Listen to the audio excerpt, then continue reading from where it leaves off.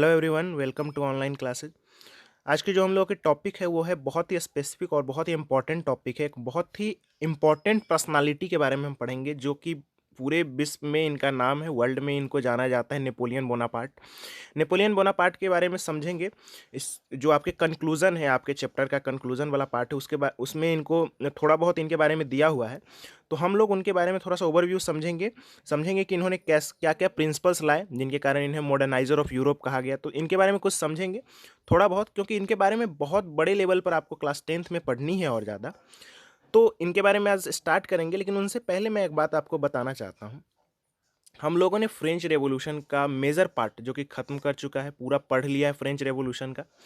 French revolution को ख़त्म करके जो आज का छोटा सा एक टॉपिक है नेपोलियन बोनापार्ट, ये पढ़ने के बाद हम लोगों का फ्रेंच रेवोल्यूशन पूरी तरह से ख़त्म हो जाएगा। हम लोगों का अच्छे से एक एक टॉपिक मैंने आपको बताया है, टॉपिक वाइज मैंने वीडियो बनाकर आपको समझाई है।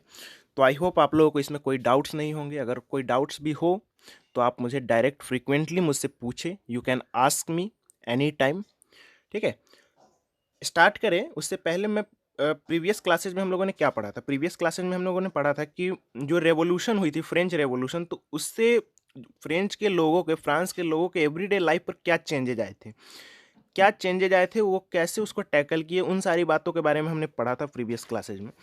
तो चलिए आज की जो क्लासेज नेपोलियन बोनापार्ट उनके बारे में उनको शुरू करते हैं उस क्लासेज को। देखिए, नेपोलियन बोनापार्ट, तो यहाँ पर पहला पॉइंट है क्राउन्ड एज एम्पेरर इन 1804। तो देखिए, रिकॉल कीजिए, मैंने पहले बताया था कि जब डायरेक्टरी रूल आई थी फ्रांस में, तो डायरेक्टरी रूल जब फ्रांस में आई थी तो उस समय क्या होता था, 5 मेंबर्स की एक एग्जीक्यूटिव बॉडी होती थी। और उस 5 मेंबर्स की एग्जीक्यूटिव बॉडी और लेजिस्लेचर में हमेशा क्या होती थी, एक लड़ाई चलती रहती थी। दोनों में पॉलिटिकल इनस्टेबिलिटी थी, दोनों में बनती नहीं थी। तो उस जो नहीं बनती तो उसी पीरियड में एक वैक्यूम क्रिएट होता है, पॉलिटिकल इनस्टेबिलिटी आती है, और वहीं क्या करते हैं, जो नेपोलियन बोनापार्ट है उस वैक्यूम को ऑक्यूपाई करते हैं, और वो क्या बन जाते हैं, वो फ्रांस के एम्पेरर बन जाते हैं। कब बन जाते हैं, तो 1804 में। 1804 में वो क्या बन जाते हैं, फ्रांस के एम्पेरर बन जाते हैं। और जैसे ही वो राजा बनते हैं, फ्रांस के एम्पेरर बनते हैं, तो वो क्या करते हैं, अलग अलग नेबरिंग कंट्री, यूरोप के अलग अलग कंट्रीज़ में या फ्रांस के नेबरिंग कंट्रीज़ पर वो अटैक करना शुरू करते हैं, अटैक करते हैं और उनको कनकर कर लेते हैं। और कनकर करके, जैसे कि पोलैंड पर, बेल्जियम पर, इन सारे कंट्रीज़ पर क्या करते हैं, वो अटैक करते हैं और वहाँ कनकर करना शुरू कर देते हैं। और वहाँ पे अपने कुछ जो उनके नेटिव होते हैं या कुछ उनके जान पहचान के उनके जो खास आदमी होते हैं, वहाँ उनको बैठा देते हैं। ठीक है, वहाँ पर उनको रूल करने के लिए वहाँ पर उनको एस्टेब्लिश कर देते हैं। देखिए, लेकिन इन्होंने इतना चेंजेज किया था, ये अटैक करते थे वहाँ पर सब अलग अलग कंट्रीज़ में, लेकिन वहाँ चेंजेज भी करते थे, कुछ चेंजेज भी किए थे इन्होंने।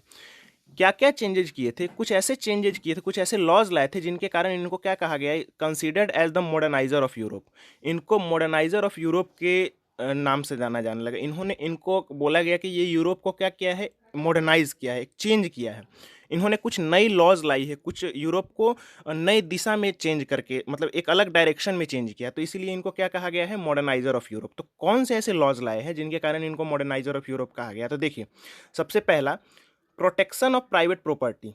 पहला लॉज इनका है जिसके कारण इनको मॉडर्नाइजर ऑफ यूरोप कहा गया। तो पहला लॉ क्या लाए थे इन्होंने, प्रोटेक्शन ऑफ प्राइवेट प्रॉपर्टी। मतलब कि इन्होंने प्राइवेट प्रॉपर्टी को प्रोटेक्शन देना शुरू कर दिया। मतलब क्या, कि मैंने आपको बताया था कि नेपोलियन बोनापार्ट जो सोसाइटी के बिजनेसमैन होते थे, जो बिजनेसमैन होते थे, जो ट्रेड करने वाले लोग होते थे, उनको काफ़ी सपोर्ट करते। बेसिकली ये कैपिटलिस्ट लोग जो होते थे, पैसे वाले लोग होते, उनको सपोर्ट करते। क्यों, क्योंकि वे चाहते थे कि ज़्यादा से ज़्यादा क्या हो, व्यापार हो, बिजनेस हो, पैसा आए। तो जैसे ये उनको सपोर्ट करते थे, तो उनके प्राइवेट प्रॉपर्टी को भी ये क्या करने लगे, प्रोटेक्शन देने लगे। तो इसीलिए क्या हुआ कि उन लोगों ने भी, बड़े बड़े जो पैसे वाले लोग होते थे, वो नेपोलियन को सपोर्ट करते थे, उनको पैसा देते थे, उनकी आर्मी को सपोर्ट करते थे। क्योंकि उनको लगता था कि नेपोलियन ही है जो हमें क्या कर रही है, हमारी हमारी पैसे, मतलब हमारे पूरे बोल सकते हैं लैंड को, हमारी प्रॉपर्टी को क्या कर रही है, प्रोटेक्शन दे रही है। तो पहला इन्होंने क्या किया कि protection of private property. Second law लाए, सेकेंड लॉज क्या लाए थे, तो uniform system of weight and measurement were introduced. मतलब क्या, कि यूनिफॉर्म सिस्टम लाए वेट एंड मेजरमेंट का। मतलब इक्वल होना चाहिए। इससे पहले आप समझ लीजिए कैसे। तो देखिए आज जो हम वेट जो करते हैं, बाट जो होता है तो वो 1 केजी का होता है। आप लोग देखे होंगे कि एक लोहा का होता है, बोल सकते हैं कि एक आयरन का बना होता है, 1 केजी लिखा होता है, ठीक है। और 1 केजी जो होता है अब तो बेसिकली डिजिटल हो गया है, डिजिटल वाला आ गया है आपको वेट मेजरमेंट करने वाला, लेकिन वेट करने वाला। लेकिन अभी भी बहुत सारी जगह पर आप दुकान में देखी हुई है कि 1 केजी का होता है, एक बना होता है आयरन का। तो 1 केजी उस पर लिखा रहता है और सभी जगह वही होता है, इक्वल। अब ऐसा नहीं कि दूसरे जगह जाइएगा तो वो दूसरा 1 केजी हो जाएगा, मतलब वही 1 केजी पूरे यूनिफॉर्म पूरे इंडिया में रहता है, ठीक है। लेकिन आज भी आप जाइए क्रूड एरिया में, या आज से बहुत पहले, मतलब आज से लगभग 30-40 साल पहले, तो जो होती थी केजी होती थी, किलो होती थी, वो आपको पत्थल की होती थी। मतलब बोल सकते हैं कि पत्थल की बनाई जाती थी, इतना छोटा सा। और उसी से क्या वो मान लिया जाता था, कंसिडर कर दिया जाता कि ये 1 केजी का है, इसी से क्या कर लिया जाए, वजन कर लिया जाए। वो चेंज होती थी, बेसिकली वो 1 केजी होती नहीं, तो उससे मान लिया जाता था। और दूसरे जगह जाइएगा तो वो अलग 1 केजी होती थी। तो इस तरह से होती थी। जैसे मान लीजिए कि आप मेरे पास आए कि आप मुझे 1 केजी चीनी दीजिए। मैंने आपको बोला कि मेरे पास एक मार्कर है, वो 1 केजी का है, ठीक है। तो मैंने इससे आपको तौल कर दे दिया। कहीं आप दूसरे जगह जाएँ जो और ज़्यादा बिजनेस माइंडेड है, वो बोला कि नहीं मार्कर नहीं, ये मार्कर का जो ढक्कन है वो 1 केजी का है, इससे 1 केजी चीनी हो गई। तो इस तरह से मान लीजिए कि यूनिफॉर्मिटी नहीं आ पाती थी, अलग अलग सबका अपना अपना व्यू पॉइंट है इसको इक्वलिटी को लेकर। तो इन्होंने क्या किया कि इन्होंने बोला कि uniform system of weight and measurement, जो अलग अलग होता है सब अपने हिसाब से वेट को क्या करते हैं, वेट वेट कर रहे हैं कि नहीं ये 1 केजी है, ये अलग सा उनका 1 केजी अलग है, उनका पत्थल का उनका कुछ और। इन्होंने बोला कि नहीं, इसको क्या होना चाहिए, इक्वल होगा, सब में सबका इक्वल क्या होगा, वेट एंड मेजरमेंट का एक सटीक मतलब बोला जाएगा कि जहां मान लीजिए कि फ्रांस के इस पार्ट में अगर 1 केजी ये माना जा रहा है, कोई कोई ऐसा वस्तु माना जा रहा है, तो दूसरे पार्ट में भी 1 केजी वही होगा। तो सब जगह इक्वली क्या किए, वेट ऑन और मेजरमेंट का कोई क्या किए, इंट्रोड्यूस किए। समझ में आया कि इक्वल जो आज हमारे इंडिया में होता है 1 केजी पूरे इंडिया में एक जैसा है। नेक्स्ट क्या है, नेक्स्ट पॉइंट है डेसिमल सिस्टम को लाएं। डेसिमल सिस्टम क्या होता है, तो डेसिमल सिस्टम समझिएगा कि जैसे मान लीजिए कि उस समय फ्रांस में क्या होती थी कि अगर कोई सामान आपको 10 रुपये 50 पैसे की होती थी तो उसमें 10 रुपये ही पे किया जाता था, 50 पैसे छोड़ दिया जाता था, डेसिमल को नहीं काउंट किया जाता था। अब मान लीजिए कि ऐसा अगर है तो 10, अगर आप 10 सामान लेते हैं, 10 रुपये का अगर 10 रुपये 50 पैसे का अगर 10 सामान लेते हैं तो कितना हो जाएगा, 105 रुपये हो गया। तो 5 रुपये का तो लॉस हो गया ना। तो इसलिए क्या हुआ कि नेपोलियन बोनापार्ट ने बताया कि डेसिमल को भी काउंट किया जाएगा, ठीक है। मोर प्रिसाइजली जब आप गोल्ड की दुकान पे जाते हैं, सोना वगैरह की दुकान पे जाते हैं, तो आपको देखिए कि एक एक पॉइंट को भी वो कैलकुलेट करके हिसाब किताब करते हैं, ठीक है। तो इन्होंने बोला कि जो डेसिमल में आपको काउंट नहीं करते, आज से उसको भी काउंट कर दिया जाएगा। और जो 10 रुपये 50 पैसे से आपका जो 10 रुपये 50 पैसे से आप 10 सामान खरीदिएगा तो 105 होगा। तो आप पहले 100 देते थे तो अब 105 देना होगा। मतलब आपको डेसिमल में जो पॉइंट में 10 रुपये 50 पैसे, तो 50 पैसे भी काउंट करना होगा। तो इस तरह से इन्होंने डेसिमल सिस्टम लाया। तो इस तरह से उन्होंने इसको खत्म किया। तो इन सारी लॉज लाने के कारण ही इन्हें क्या कहा गया, मॉडर्नाइजर ऑफ यूरोप कहा गया। क्लियर हो गया कि कौन कौन से लॉज लाए थे, जिनके वेरी इंपॉर्टेंट कि पूछा जा सकता है कि कौन कौन से लॉज थे। पहला protection of private property, second uniform system of weight and measurement, third decimal system. That laws makes the considered as the moderniser of Europe. इन लॉज लाने के कारण इन्हें क्या कहा जाने लगा, considered as a moderniser of Europe. Clear है। चलिए देखिए, लेकिन इतना सब कुछ लाने के बाद ये हार क्यों जाते हैं। तो देखिए बैटल ऑफ, देखिए शुरू शुरू में जो लोग इनको सपोर्ट करते थे बहुत ज़्यादा, जिन्होंने सपोर्ट किया कि हाँ नेपोलियन बहुत अच्छा है, लेकिन बाद में वही लोग इनको सपोर्ट नहीं करना, इनसे बहुत ज़्यादा घबराने लगे। और बोल सकते हैं टेरर जैसी सिचुएशन हो गई। क्यों, क्योंकि जहाँ पर ये जाते थे ऑक्युपाई करते थे वहाँ पर चेंज लाते थे। तो लेकिन लोगों को ऐसा लगने लगा कि आखिरकार तो नेपोलियन क्या कर रहा है, हमें गुलाम ही बना रहा है ना, हम पे आके हम पे रूल कर रहा है।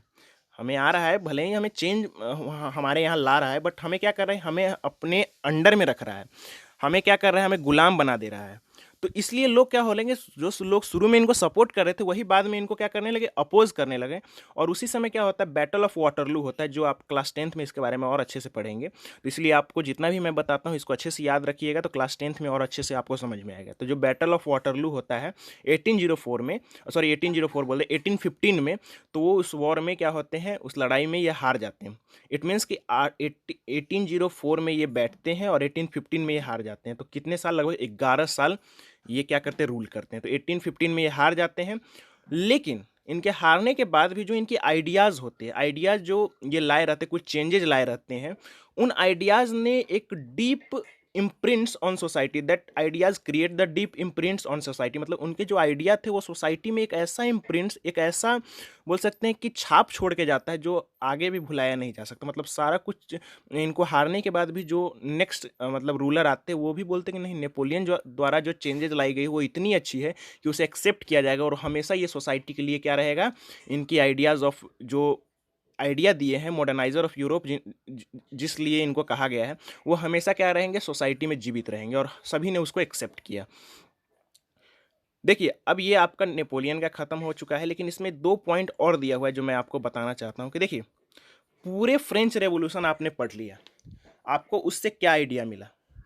मैंने जो मैं बता रहा हूँ कि जो बुक में भी दिया हुआ है कि पूरे आपको फ्रेंच रेवोल्यूशन पढ़ने पर आपको 2 आइडिया ऐसे तो बहुत इंपॉर्टेंट मिलते हैं। क्या? एक तो लिबर्टी मिलते हैं कि इससे क्या हुआ, लोगों ने अपनी आज़ादी के लिए, अपनी लिबर्टी के लिए जो लड़ाई लड़ी है, तो लोगों को एक लिबर्टी का जो आइडिया मिला है, liberty of idea of liberty. Second क्या है कि डेमोक्रेटिक राइट्स मिले हैं, डेमोक्रेटिक राइट्स मिले, अलग अलग राइट्स लोगों को मिलना शुरू हो गया। क्या हुआ, तो इस तरह से क्या हुआ, तो दो, the French legacy of French revolution क्या बोल सकते हैं कि एक तो लोगों को आइडिया ऑफ लिबर्टी मिला, और सेकंड क्या हुआ, डेमोक्रेटिक राइट्स मिले। तो ये जो अब जो ये आइडिया है, तो ये आइडिया क्या हुआ, तो पूरे फ्रेंच में ही नहीं, पूरे यूरोप की अलग अलग कंट्रीज में फैलना शुरू हो गया, और लोगों ने भी धीरे धीरे क्या हुआ, इसे एक्सेप्ट करना शुरू कर दिया। इसलिए आप जब आगे पढ़िएगा तो सेकेंड चैप्टर आपका है द रशियन रेवोल्यूशन, वो पढ़िएगा आप, रशियन रेवोल्यूशन, तो उसके बारे में पढ़िएगा आप। तो उनको उसमें क्या हुआ था कि इसी आइडिया के कारण ने लोगों ने अलग अलग कंट्रीज में अब रेवोल्यूशन शुरू कर दिया। लोगों को आइडिया, इक्वलिटी का आइडिया पता चल चुका था, लिबर्टी का आइडिया पता चल चुका था, डेमोक्रेटिक राइट्स क्या होते हैं उन सारी बातों का पता चल चुका था। तो धीरे धीरे लोग क्या हुए थे, अलग अलग कंट्रीज में इन सारी चीज़ों को जानने लगा, और ये वर्ल्ड वाइड पूरा फैलने लगा इसका स्ट्रेचर। तो ये इंडिया में भी आया, और इंडिया में इनको एक्सेप्ट करने वाले सबसे पहले कौन थे, तो Tipu Sultan and Raja Ram Mohan Roy, response to the idea of revolutionary France. मतलब जो फ्रांस में रेवोल्यूशन हुआ था, तो उनको सबसे पहले इंडिया में रिस्पॉन्ड करने वाले कौन थे, टीपू सुल्तान और राजा राम मोहन राय। आई होप आप लोगों का पूरा चैप्टर खत्म हो चुका है, एक एक बात आप लोग समझ चुके हैं, एक एक पॉइंट आप लोगों का क्लियर हो चुका है। तो अगर इस चैप्टर से के रिलेटेड कोई डाउट्स हो तो आप लोग पूछिएगा, ठीक है। एक एक बात को आप पूछ सकते हैं अच्छे से। आई थिंक आप लोगों का क्लियर हो चुका है, और एक और इस पर स्पेसिफिक क्लासेस मैं बनाऊंगा जो बेसिकली क्वेश्चन आंसर का होगा। मैं आपको पूरा क्वेश्चन आंसर डिस्कस करूंगा इस चैप्टर का, क्या क्या है, इंपॉर्टेंट क्वेश्चन बन सकते हैं, उन सारी बातों को।